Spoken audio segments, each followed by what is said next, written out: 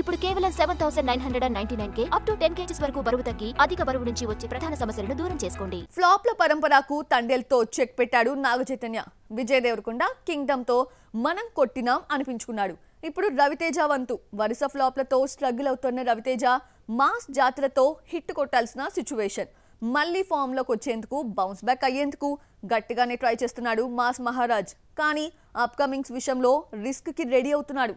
అదేంటో లుక్ ఇద్దామా? తండేల్తో సక్సెస్ ట్రాక్ ఎక్కేశాడు Naga Chaitanya. Next Ravi Teja time. Mass జాతరతో లాస్ట్ 4 ఫ్లాప్స్ లెక్కలు సరిచేయాలి అనుకుంటున్నాడు మాస్ మహారాజ్.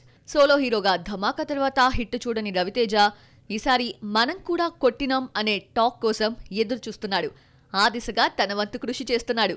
తన కెరియర్లోనే హైయెస్ట్ గ్రాసింగ్ మూవీ అయిన ధమాకాలో యాక్ట్ చేసిన శ్రీలీలతో కలిసి మరోసారి జోడీ కట్టి మ్యాజిక్ చేయాలని చూస్తున్నాడు. ఇప్పటికే రిలీజ్ అయిన తూ మేరా లవర్, ఓలే ఓలే గుంటా సాంగ్స్ సోషల్ మీడియాను షేక్ చేస్తున్నాయి. ఎనర్జెటిక్ పెర్ఫార్మెన్స్ తో రవితేజ, శ్రీలీల చించేస్తున్నారు. భాను భోగవరపు దర్శకుడిగా ఇంట్రడ్యూస్ అవుతున్న ఈ మూవీ ఆగస్టు 27న ఆడియన్స్ ముందుకు రాబోతోంది.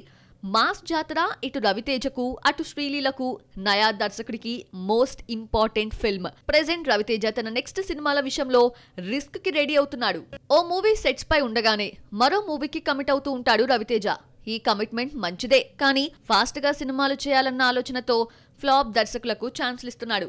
మాస్ జాతర ఇలా పూర్తయిందో లేదో కిషోర్ తిరుమల మూవీని పట్టాలెక్కించాడు. ఆడాలు మీకు జోహార్లు ఫ్లాప్ తర్వాత గ్యాప్ తీసుకొని కిషోర్ చేస్తున్న ఫిల్మ్ ఇది. అలాగే ధమాకాతో తనను 100 కోట్ల హీరోగా మార్చిన త్రినాథరావు నక్కినకు గ్రీన్ సిగ్నల్ ఇచ్చినట్లు టాక్.